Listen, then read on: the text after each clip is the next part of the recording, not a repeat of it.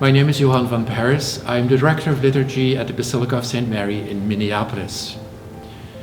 Today we will meditate on the Psalm for the third Sunday of Lent, Psalm 19. One of the great gifts of the Psalms is that they give us words to voice any experience we may have as a human being. They give us words of praise, words of prayer, even words of lament. Truly, any human experience is represented in the Psalms.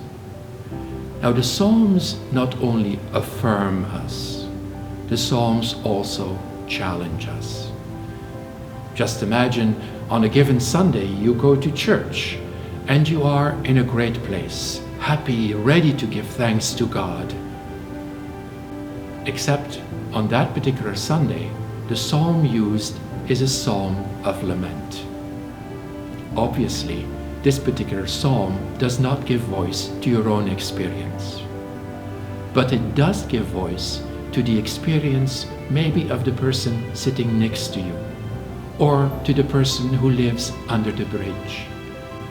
Lament because this person is lonely, is sad, is sick. On that Sunday, though you may be rejoicing, the Psalm of Lament calls you to solidarity, calls you to pray for the other person, calls you to act on their behalf. The first reading, read on the third Sunday of Lent, speaks about God's commandments, about God's laws. Psalm 19 sings the praises of God's laws. In today's society, law does not really have all that positive of a reaction. In the psalm, the law of God is praised. The psalmist does not see God's law as restrictive or demeaning. On the contrary, the psalmist sees God's law as freeing, as liberating, as something beautiful, pure as gold and sweet as honey.